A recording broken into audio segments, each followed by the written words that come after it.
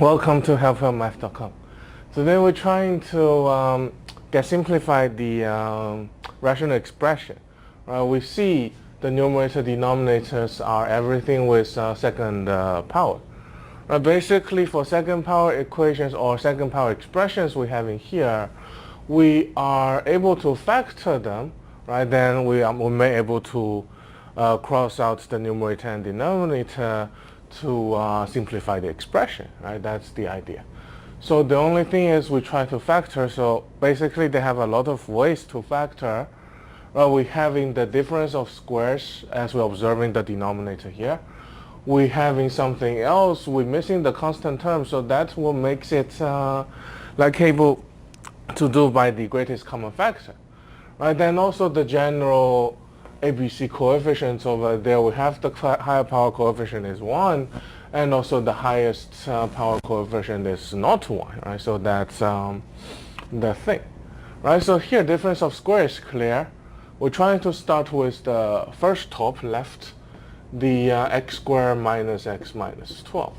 Since, well, that's the coefficient is 1, it shouldn't be very hard, The basic idea is, well, it only can be factored as x and x, to form it as x squared. Then the only thing we need is two numbers multiply give us negative 12, but the sum of the two numbers give us the coefficient of x, which is negative 1.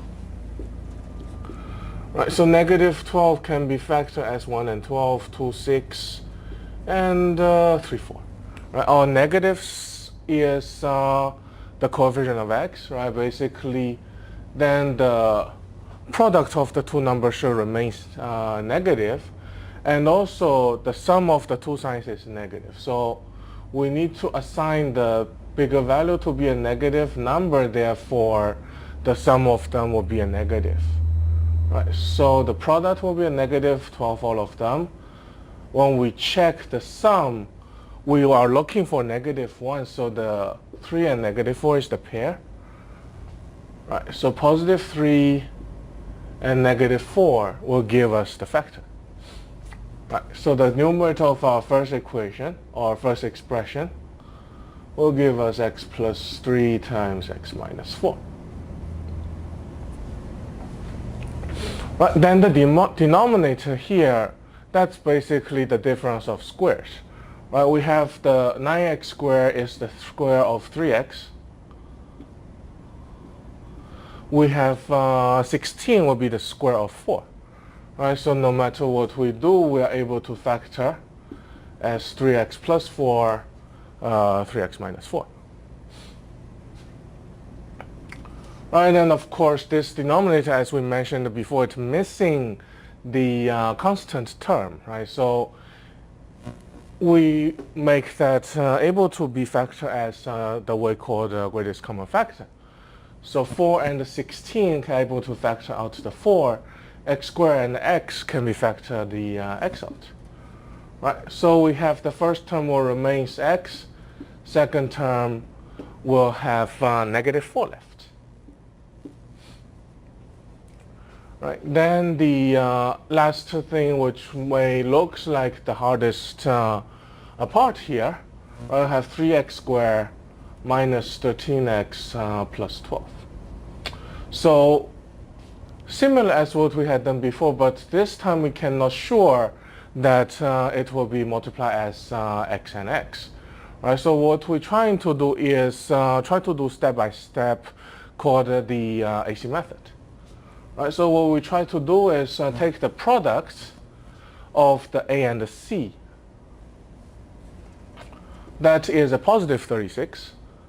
To factor them, we're still seeking the coefficient of x here, But as we're observing here, we get, or we need to get the sum to be negative, In order to get the sum to be negative, we have to get two negative factors, So 36 is a positive number. Two negative numbers multiplied together will also give us a positive number. So let's try, 1 and the 36, 2 and the 18 will give us that, 3 and the 12, 4 and 9, and the last pair is 6 and 6. Right? Just we have found that the pairs need to be negatives. Right? 1 and 36, both are negative number, paired together, right, or combined together gives negative 37, too big, right? Not the negative 13 we want. And still, what we're trying to do is just combine those two factors together until we find the number we want. Right? So that will be negative 4 and negative 9. Product is positive 36. And when we add them together or combine them together, we'll get negative 13. So that is kind of just rewriting the x term. And what we'll do later is called factor by grouping, right, which is the GCF of each pair, or in other words, each group. We take greatest common factor x out. And the second group, we take negative 3 out. We'll get another 3x minus 4.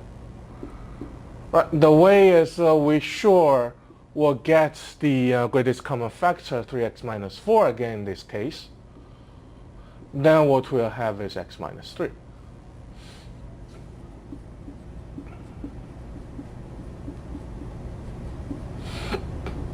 Right, so everything is factored, at least nicely as we can go into process anyway, right? Or if we want to check if the factor is good or not, we will try to multiply them back.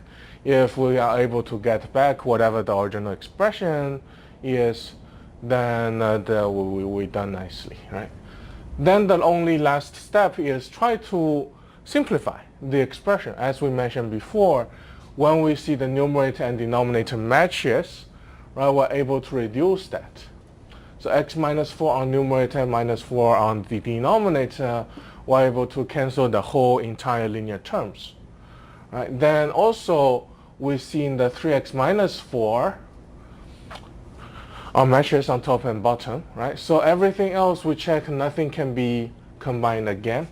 Right? Then we will get is x plus 3, x minus 3 on the numerators, right? And the 3x plus 4, 4x on the denominator. Normally we just put it in front of our term. Then that will be the answer.